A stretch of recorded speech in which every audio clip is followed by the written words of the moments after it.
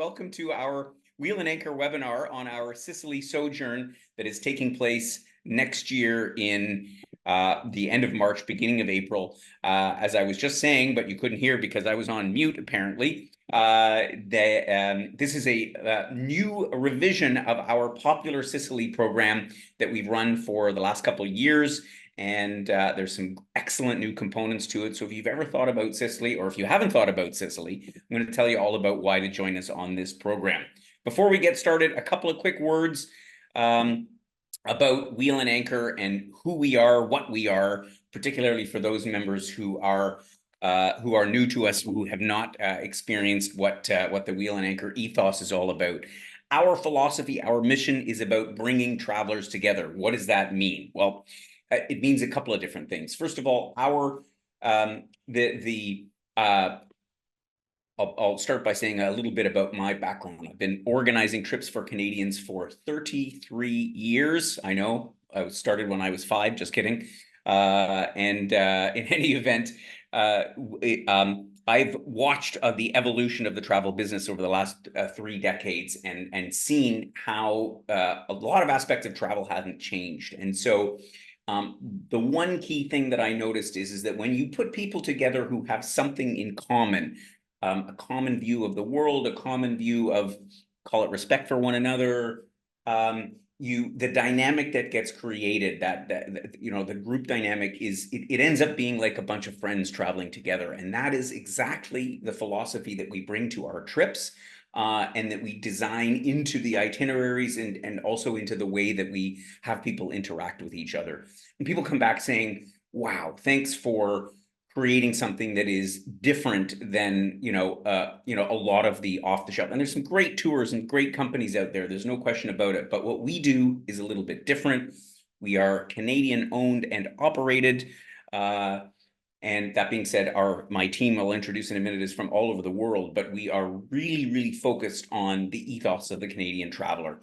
Our goal is to have you become well-traveled. My approach to that is a little bit different in that, again, having organized trips for many, many years, I find that one of the biggest complaints is there's never enough free time, because the beauty of traveler, and a lot of people come to us who've traveled independently, and which is great, for a lot of their history, but they're looking for a little bit something more, because when you go traveling on your own, you sort of end up spinning your wheels for a lot of times if you're going to someplace new and different. So we bring the experience of having I've been to all kinds of different places all over the world over and over and over again. I've seen a lot, and so I have a sense of what makes for a great travel experience. So we bring that to you. And again, this idea of connecting people, connecting the members of our group, but also connecting with the local people wherever possible, so that you have a different relationship to the place that you visited, rather than one that is, on Tuesday it must be Paris, and on Wednesday it must be Rome, kind of a thing. So that just gives you a little bit of an idea about what we're all about at Wheel and Anchor. By way of introduction, my name is Gordon Drager. I'm the founder, the curator of all the programs that we offer here. But of course, I have a wonderful team of people who help facilitate that and deliver that to you.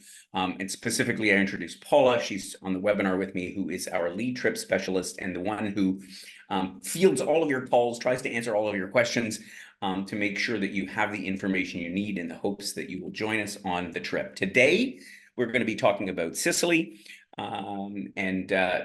Maybe you presumably heard something about Sicily, a little bit about it. Italy is one of our most requested destinations. Why would you come to Sicily, and why would you spend 2 weeks with us? That's what we're going to find out today on this webinar. So first of all, the geography lesson, if you will. I always start off with a geography lesson. I'm a map buff. I love my maps. Sicily, obviously, the soccer ball, if you can use that euphemism, to Italy's boot. An island here. It's the largest island in the Mediterranean, and it is full of all kinds of amazing scenery, history, culture, food. It's really like a whole little Italy into its own, separate from, but obviously with commonalities with, of course, the mainland. Our program will begin Here on the southeastern corner of the island in Ortigia, we fly into Catania, which is one of the probably arguably the largest airport on the island of Sicily. There are lots of connections from Canada you of course have to go via European gateway, typically Frankfurt, could be Munich. There are a few different options into Catania. We'll spend the first leg of the trip here in this beautiful town of Ortigia. We'll then cross over to the western side of Sicily to visit Trapani, which is the gateway to the Aegean Islands that you see, the little archipelago over here. And then we'll end up, the last leg of the trip will be here in Cefalu, which is a lovely seaside town with some incredible mountains in the back, the so-called Madoni Mountains, where we'll spend the last leg of the trip. And then this trip, which I'll talk about at the end, sort of coincides then with our southern Italy trip, which is Puglia and the Amalfi Coast area. But anyway, that's a different topic. So that's where we are going. Let me tell you about some of the highlights, some of the reasons why you might want to join them. So as I mentioned at the beginning, we fly into Catania, we pick you up, we drive you. It's about an hour down to Ortigia, which is a part of the city of Siracusa, or Syracuse. And here's a great aerial view of Ortigia, which is the old town. It's actually an island separated by a narrow channel down here it's sort of like the epitome of what you imagine a Sicilian town to be all about. Similar to other towns in Italy, narrow streets, cobblestones, the laundry hanging out from people's windows. It's oozing with charm. You've got all these Baroque palazzos that line the streets. It's an amazing place to wander around at night with all the lamps hanging over and that sort of dim lighting. But it's got all kinds of beautiful squares, cafes, restaurants. So there's really plenty to do in Ortigia. So we'll spend the first 5 nights here in Ortigia, and obviously starting off by getting a bit of a tour, which will some of the themes here in terms of what we're going to learn about Ortigia, about Sicily, are going to be consistent, because of course Sicily, a lot of the settlements here, including Syracuse, date back to the Greek era. That's where the origins of the city were founded. There's an amazing amphitheater that is obviously comes from the Roman era, that we'll find in other places in Sicily as well. And so with our lovely local guide, and we'll do mostly a tour on foot of Ortigia and all of these amazing sites. There's here I'm talking about the text on the screen, but here's the Baroque cathedral, which is the centerpiece of the city on the square. So again, this picture sort of says it all in terms of what you can expect from Sicily. At this time of the year, the weather is lovely. It's early spring, which could mean temperatures in the high teens to sort of the low 20s. It's a perfect time of the year already to be, sitting on a square, enjoying a wonderful Italian cappuccino, or maybe a granita, or whatever it may be. We'll then head a little bit out into the countryside to explore some of the other incredible history around this part of Eastern Sicily. One of the things that this area is noted for are the so-called Baroque villages. There are 8 of them in total that were all these towns were completely destroyed by an earthquake that happened at the end of the 17th century. And 3 of them were completely rebuilt from scratch. And one of them here, Noto, was actually completely relocated about 10 kilometers away, and built in the late Baroque style, which is a very, for those of you that are interested in this epoch of architecture, it is quite unique. These are UNESCO designated heritage sites, and in fact, they use these towns often in film sets, including also the TV series White Lotus, which of course I'm sure you probably anticipated, has really put Sicily back on the map as one of these places that you must visit. And again, for obvious reasons, some of the scenes from that TV show were filmed here. So we'll visit Noto and Ragusa, which are 2 of the Baroque cities that were completely rebuilt. We're going to head the other direction as well, so up to the northeast to Catania and Taormina. Taormina is the most famous tourist town in Sicily. Reason why, well, it's a couple of different things. One is it's got some beautiful, huge, long beaches that we're not going to see. This is not a beach trip, but we're going to visit the old town of Taormina itself, the pearl of the Ionian Sea coast. And they call this part of the Mediterranean the Ionian Sea. Why? Well, there was actually a Greek god by the name of Lo, I-O, that actually swam across the Ionian Sea. And so this is sort of that part of the Mediterranean that's bounded by Greece to the east, Sicily, this part of Sicily to the west, and sort of Malta, that's the Ionian Sea. And so you have an amazing view from the old town of Taormina overlooking the sea. The old town sits way up on a cliff with some mountains in the back. You'll see Mount Etna, one of Europe's last remaining active volcanoes in the distance. Really, really amazing. Once again, I can't mention Taormina without mentioning the main scene from White Lotus, which is of course the San Domenico Palace Hotel, that again now has become extremely famous. I think they charge like $2,000 a night or something because White Lotus was filmed there. But it is an amazing, really, really wonderful town to visit. We're also going to visit out into the countryside, not far out of Ortigia, Pantalica, and this is one place you may not have heard of before. The area is a nature reserve. It's also UNESCO protected. And when we offered this tour previously, we had this as an optional excursion, and the people came back and say, wow, Pantalica is something really amazing, largely because it is a necropolis. It's a giant outdoor cemetery with all of these caves that you see built into the cliffs that were basically tombs. It's only not even 20 years since this was designated a UNESCO World Heritage Site. But the heritage here, the history of it goes back 3,500 years to when these tombs were all created during the Bronze Age. It's really, really a remarkable site and set amongst some of the most beautiful flora that you'll find in Sicily. So a lovely tour. This one, as with our other trip up to Noto and Ragusa, basically we spend a little better than a half a day out there. So the beauty of it is you can go out, see some of these amazing sites, have a lunch, but be back in time to enjoy Ortigia, have time to relax, wander around, shop. There's always things to buy in Ortigia. It's one of those towns where I'm not a big shopper, but it's one place where I do some shopping. So as I say, the first leg of our trip in Ortigia, you can see here again on the map, Pantalica, which is just outside of town, Ragusa and Noto, the Baroque cities, as well as Catania, and up here, Taormina, which will be, a full day excursion. We'll then drive over through all the way across to the west side of the island, on the way stopping in Agrigento. It's about 2.5 hours from Ortigia to Agrigento, and a little bit less from there up to Trapani. And Agrigento is yet another UNESCO World Heritage Site. There's a lot of them on this trip. Why? This is the famous Valley of the Temples, which is one of the most significant ancient Greek cities that at the time that it was built during the Greek era, there were 300,000 people that lived in this area around Agrigento. Compared that to today, where it's got about 60,000 people. So it's literally, back in the day, was 5 times as large as it is. And you see here some incredibly well-preserved Doric temples, cathedrals. It is, again, an incredible site unto itself.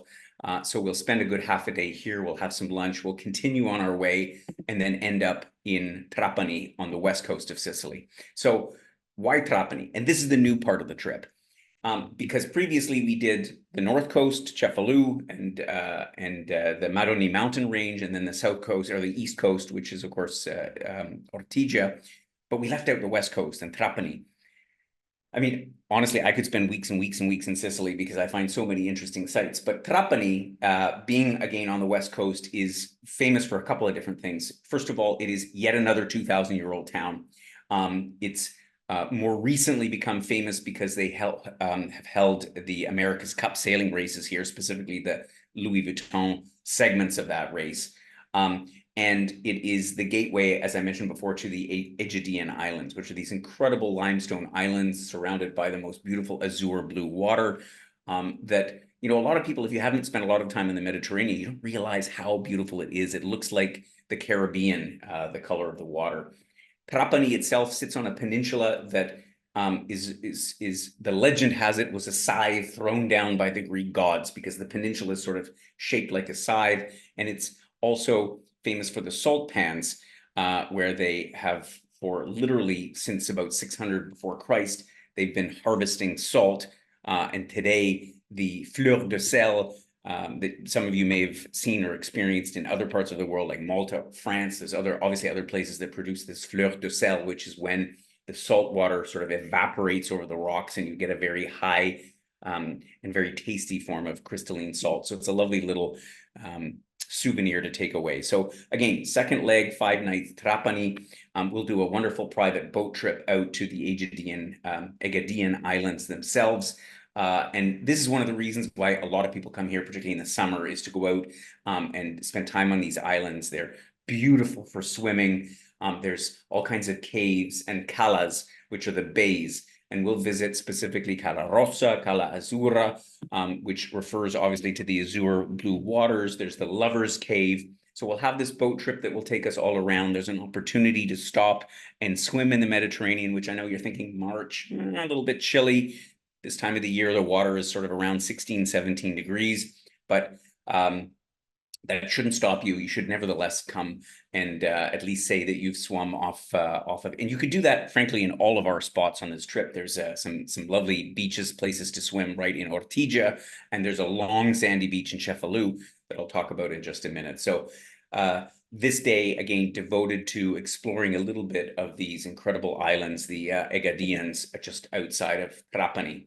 The other claim to fame of Trapani is Mount Erice, which is a mountain that's not far from town, that has a magnificent medieval fortress on it. We'll head up there by a cable car, and on the way up, you have incredible views over Trapani itself, as well as out to the Aegean Islands. And up there, as it's noted here in the caption, City of 100 Churches, it is an incredible medieval village. This is, again, the other sort of highlight or main reason that people come to Trapani in this part of Sicily. They still practice the old art of creating the hand-woven Erici carpets on the hand looms. They have some amazing local little desserts, including the Genovese, which is the Sicilian cookies. You'll find them elsewhere in Sicily, but they really come from here. And it's these cookies with sort of a custard center to them. Absolutely delicious, like so much of the food in Sicily. We move on. The last part of our stay in the Trapani area is, of course, Marsala. And you've all heard of Marsala before, because, you know, we've probably all ordered a Marsala chicken at an Italian restaurant at some point. And so here we get to not only explore the ancient town of Marsala, which has, you can see here from the picture of the cathedral, some more incredible buildings, but we learn a little bit about the Marsala wine itself. And we often think that much like Madeira, and some of you may have been on the webinar I had about Madeira not that long ago. Madeira is also one of our famous destinations that also has a wine, which is a fortified wine, similar to Marsala. The process is similar. You know, you take wine, you distill it, you age it, you add a spirit. In this case, they add a grape spirit, so it's sort of like a grappa, which prolongs the longevity of the wine, if that's the right word. But it also gives it sort of extra flavor and character to it. And so Marsala wines, the younger ones, sure, for sauces, but the aged Marsala wines are actually incredible aperitifs in and of themselves. So we'll go there, we'll learn a little bit about why Marsala wine is what it is, how it's made, how it compares to some of the other fortified wines for those that are interested. And of course, we'll taste a few different ones, and you know, you may want to even take a sample, particularly of the older ones, because then it's, you know, it's always something fun to bring back home and then, you know, serve to guests and say, try some Marsala wine, because people will be like, oh, you can drink that? Well, you sure can, and we'll find out why in Marsala. So from here, we do the last overland leg of the trip from Trapani through over the mountains past Palermo to Cefalù. And I really love this town. I don't know which of these towns that I like more, but Cefalù, with its beautiful sand, long sand beach, and its incredible Rocca di Cefalù, which is this literally rock. It's I can't even call it a mountain because it's like literally a rock got dropped next to town. Makes it for an amazing setting and a great spot for the last leg of our trip. Again, we have been to Cefalù a couple of times. We have a lovely hotel, which is just to the left side of the map. So it's just outside of the historic center of Cefalù. It's a suite hotel that is right across the street from the beach. So I think all the rooms have a view out to the sea, and we get to spend the next few days exploring this amazing town.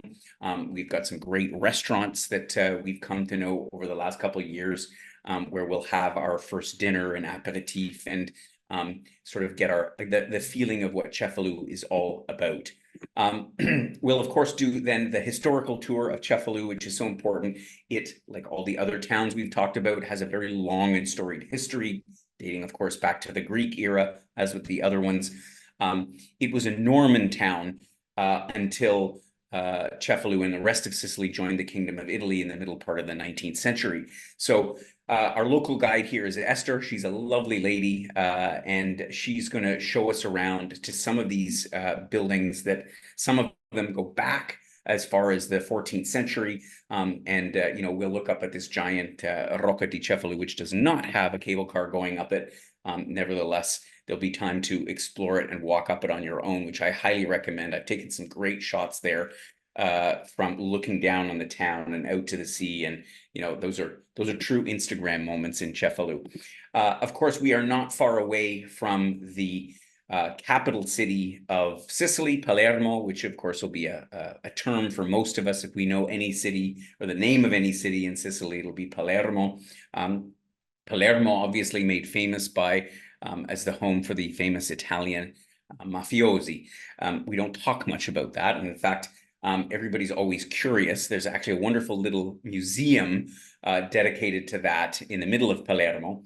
But you know, what you'll find interesting in Sicily is that, you know, everybody's always itching to ask the question, what about the mafia? What's going on? I won't say too much about that because nobody else in Sicily will. Nobody gives you a straight answer because you never know who might be listening.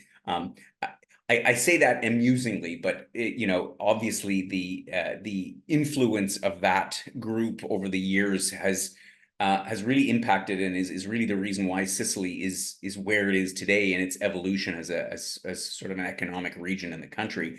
But it's still very, very present, even if it's sort of relegated to the annals, but not of history, but not entirely. Anyway, as I say, I won't say any more about that. In Palermo, not only are we going to tour around the city on foot, but we're going to do it while enjoying a food tour, because by this point we'll have already tried a number of the delicacies of Sicily, but in particular here, I thought this was a great way because we had some feedback from previous trips about, you know, all the great stuff, and they have an amazing outdoor market there. It's kind of a rough around the edges kind of a market, but you get to see so many of these delicacies from the region. I mean, some of them we know, like cannoli, like you see here, and parmigiano di melanzane, the aubergine, the eggplant parmesan, which I'm sorry, I've never tasted it in Canada anywhere as good as they make it in Sicily.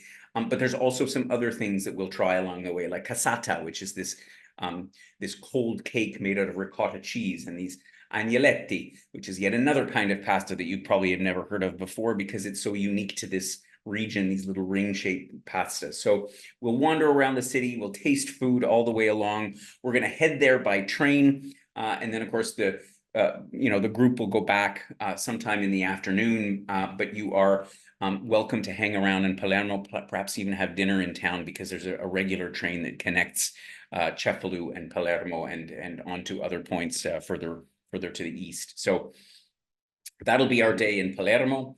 And then from Cefalù, again, one of my other favorite excursions here is going up into the Maroni Mountains. And this is what really differentiates the south part, or the eastern part of Sicily, from the north, because the Maroni Mountains is quite a relatively tall range of mountains. And you'll see them from Cefalù. They form the whole backdrop along the coast, from west of Palermo practically all the way over to Messina on the eastern tip of the island. Beautiful range of mountains, and set up there is this town, this medieval town of Castelbuono, which is has an incredible 14th century castle that you can see a little bit of the again the art history here is absolutely incredible. I mean, it is really, I think it rivals that of places like Florence, which are so notorious for this kind of stuff. But actually, for me, the highlight for a lot of our members that have been on this trip is we visit a former Benedictine abbey where the monks used to live, and we have a wine tasting lunch with sampling wines from different parts of Sicily. Wow, it's extraordinary, an amazing day. And then we'll leave our last day to simply enjoy the town. A great day to, weather permitting, sort of relax on the beach. You can wander. The beach, I think, is about 4 or 5 kilometers long. You can go down the promenade all the way to the end. You can take a dip, and you can just savor this amazing historic town with, again, this varied architecture, lots of little shops. We're here at a good time of the year because the weather is not hot. It's, cool to warm, but things are open already. And yet it's not. I've been here, the first time I went here, I think I was in June, and already then it was really busy. The streets were full, the beaches were full, but when you go in March, you get to enjoy it without sort of the hordes of tourists that come from about Easter onward. So that's Cefalu, and from there we head back to Catania, or you can continue on to join up, for example, with our Southern Italian Sojourn, where you have the possibility to go to fly from Palermo to Naples and continue on with that trip. And so that is something that we can arrange for you if you're interested in combining, as I say, Sicily and our Southern Italian Sojourn, of which there are 2 groups underway on that trip right at the moment. And from all accounts from our hosts, Todd and Amber, they are having an absolutely brilliant time. So all of the details, of course, are in your program itinerary that if you haven't gotten it already, we'll send it to you together with a replay, with a link to the replay of this webinar. I think this program is super well priced, quite honestly, for what we offer. So the pricing here in Canadian dollars. And as usual, transportation, some great accommodation that we've again handpicked from previous trips. And some lunches and dinners throughout. I mean, it's quite a fully packed trip in terms of all of the things that we include along the way. Of course, as usual, airfare we can facilitate for you in addition, as well as trip cancellation insurance. And again, all those details on the program itinerary itself. If you sign up for this trip early, again, we were able to make a deal with some of the hotels and pass that on to you. So if you're able to sign up before the end of July, we get a couple $100 to go towards the spending budget for the trip. And we are somewhat limited on space on this trip. Paul, I'm not sure what the total capacity is for it, but I know that a couple of the hotels because of the hotels that we choose, there aren't giant hotels, so there's a relatively limited number of rooms. So if you're interested in it, as usual, we suggest signing up earlier than later. So time to answer some questions. Of course, always the burning question that you don't think of until after the webinar is over. Just drop Paula a note, and she'll be more than happy to answer all of your questions. So in the meantime, let's take the ones that have come in so far. Yeah, so I know we have a number of members on our webinar today that were also with us yesterday. So nice to see you again. And I think many are looking for combinations. So for those that are new with us watching this today, what can you touch on the different combinations that this one will work with? Yeah, so actually, do you have that at your fingertips, Paula? I believe we have. Yep, I have it because I knew that it was coming yesterday. I believe Malta is this trip. From a few. Sorry? Yes, so Malta. And do you have any, I don't know, can I put you on the spot? Do we have an ETA on when we might get more information on that? Just before I came to this webinar, I was just literally editing some stuff for the final things. That program will be out imminently. I don't know if we have a date on it yet, but within the next 2 weeks or so. So soon. but we've also revised our Malta program somewhat. Again, taking feedback from our members on the experience that they had. And again, we've had a lot of great feedback. We've had a lot of, critical feedback. That's what we expect from our members so that we can tailor things exactly to the best possible thing. So Malta will be a 1 week extension that will, I believe, go side by side with this program. Before. Exactly, before. So you would go to Malta first, and then we fly you over to Catania from directly from the airport in Malta, Lucca, and you can join this program. And then, as I mentioned, directly after there is 2 days in between, but we can set you up in Naples, and you can join our Southern Italian Sojourn, which, as I mentioned, is a program that's currently underway. That is 5 nights in Vico Equense, which is just outside of Sorrento on the beautiful Sorrento coast overlooking Vesuvius and the Bay of Naples, as well as Puglia, staying in a masseria, a wonderful agroturismo type place with the conical style trulli houses that Puglia is so famous for. So the details on that program, I think we haven't released that one either, have we, for next year? No, not yet. No. So if you want to do a combo program, you're just going to have to wait. Yeah, we've got more coming in the next month.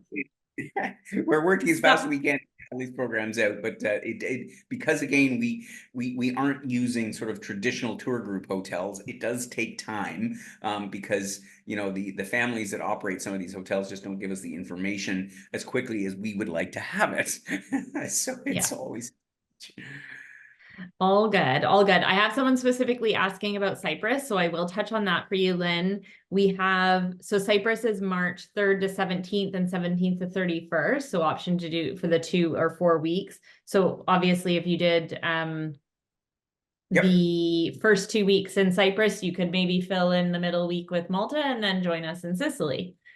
For example, as an idea. I know we had some members that did like 3 destination combo in the past, so it's a good way to extend your stay. Yeah, if there's not a full week in the middle, there's lots of interesting places where you can go and hang out for 4 or 5 days. We can't necessarily facilitate that because we really can only focus on the trips that we're actually doing, but we can at least throw some ideas out at you in terms of where else that you might want to go. Yeah. Perfect. Generally, a question always comes up, Gordon, so I'm just going to ask it now on the webinar, is with regards to weather and how members should pack for this style of a trip at this time of year.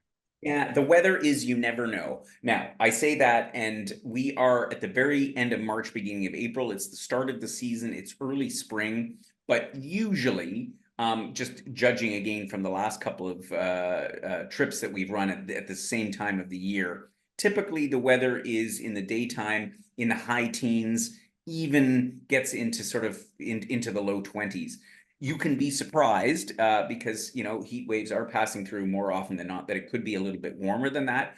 It's unlikely to be cooler. Nights will be chilly, so you need to bring. It's also like I would say, as a rule, I'd pack, 1 pair of shorts, maybe 2 at the most, or a short skirt for ladies. But I would dress for spring weather at home, and I would definitely have, a light sweater or a windproof jacket or something like that. Sometimes when you get up into the hills, like I mentioned in the Maroni Mountains or up on Mount Erice outside of Trapani, it can be a little bit cooler. So anytime that we're out on the water, for example, on the boat trip. So you need a spring wear, but you don't kind of need to overdo it. Yeah, perfect. Helio, you have a question here asking about the Southern Italy Sojourn goes from each date and covers Amalfi and Puglia. I'm not quite sure I know what you mean, but Gordon, you were saying that Southern Italy will more or less follow this program after April 7th? Yes, it is designed and I'm just going to see if I can find the dates here. It is designed. We try to make all these trips to line up, and I don't have that one right at my fingertips, unfortunately. But all of these trips we've tried to make so that they've come more or less back to back. So our two Southern Italian trips this year, that same itinerary happened from the beginning of April to the middle of April, and from the middle of April to the end of April. The first one is just ending, and the second one is on the second half, starting soon. So it's around that time. Just please bear with us. And again, I'm sorry we don't have all of those trips ready to go yet, but again, it's not on us. They are in the works. They are in the in, works. they are It's all certainly good. marvelous. Perfect. Those are all the questions that I have at this current time. Amazing. But there'll probably be other questions that you have. So by all means, drop us a note, drop us an email if you do have another question. We're more than happy to let you know all the details about the trip. There is an additional information document that goes with the program itinerary that has more stuff, names of hotels, with the web link, because we never cover that. We tell you exactly where we're planning to stay, and currency, all the stuff that you need to know for the trip. But if there's still something else that you need to know, by all means, drop us a note and we will help you out. So yeah, that's it. That's all about Sicily. Again, we'll send a replay out to those to everybody who registered for the webinar. And so just know that in future, if you are if you're ever thinking, oh, I can't make the webinar, know that just sign up for it and you'll automatically get the web link. We just edit it and it's sent out the following day, so that you're never really missing anything. Thanks again for joining us. I hope you'll come with us to Sicily next year. It's an amazing destination, and yeah, one of my favorite islands to visit. And I look forward to seeing you on another upcoming webinar, the next of which is, we probably don't know that either, Paula. I was ahead of you on this one. I was ready for it. I popped it in the chat box. It's Oman on May 2nd at 12 p.m. Eastern time. Yes, so we've got a bit of a gap because I'm here in a remote part of Western Africa for the next few days. So on May the 1st, as Paula mentioned, Oman, which again, if you're thinking about the Middle East, which I know some people aren't because they're worried about all the stuff that's going on, but Oman is away from all that stuff and is an incredible destination. So if you've been to Morocco, the next logical place to go is Oman. Join us for that webinar. Lynn said that the link doesn't work. I just clicked on it. It's opening for me. Yeah, it's opening for me too. So try it again. It was in the newsletter last weekend and it'll be in again this weekend, but give it another try. If you need to copy and paste it into the web browser versus click on it, I'm not sure. Yeah, exactly. Might have to do that. Anyway, that's all for today. Thanks again so much for joining us, and I look forward to catching everybody on an upcoming webinar and this summer at one of our events to be released sooner than later. I'm excited. Okay, take care. Bye-bye, everybody. Bye.